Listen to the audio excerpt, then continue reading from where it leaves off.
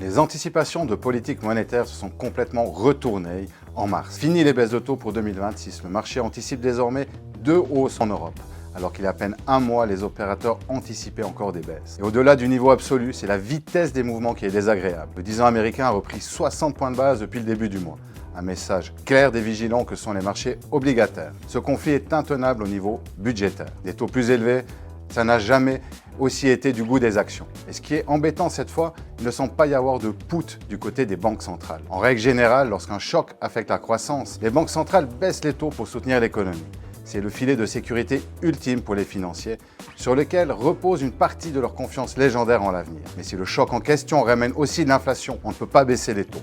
C'est tout le problème d'un choc énergétique. Les banques centrales ne peuvent pas imprimer de barils. Elles sont prises au piège face à un dilemme des plus complexes et le risque de stagflation. Notre attention reste évidemment focalisée sur le conflit et ses conséquences macroéconomiques. Nous avons une feuille de route et des scénarios clairs pour naviguer dans le détroit des périls. En revanche, peu de visibilité. C'est normal en temps de guerre. Tout le monde bluffe et la vérité est volontairement obscurcie. Nos facteurs clés d'analyse s'orientent autour de la durée du conflit, l'intégrité des infrastructures et l'impact sur les chaînes d'approvisionnement. Notre scénario central reste celui d'un conflit qui se compte en semaines mais pas en mois. Le prix du baril reste un des baromètres les plus fiables pour juger l'intensité du conflit. On voit sur ce graphique que les prix affichés par les contrats à terme sur le pétrole escomptent une détente d'ici l'été.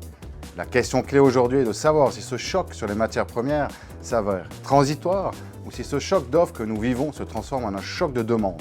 Donc réduction des dépenses des ménages, des investissements des entreprises et donc un impact négatif sur la croissance. Nous conservons un positionnement défensif dans l'environnement actuel. Nous mettons en garde contre des paris directionnels marqués au vu du risque de retournement rapide face à un événement binaire. Une diversification adéquate constitue notre première ligne de défense, consolidée désormais par une légère sous-pondération dans la poche actions, avec la réduction ce mois-ci des positions sur les marchés émergents asiatiques et les small caps européens. Notre surpondération à l'or et aux actifs tangibles constitue une autre source de stabilisation. Cette gestion active nous permet de naviguer dans cette volatilité accrue à court terme sans compromettre les objectifs de long terme.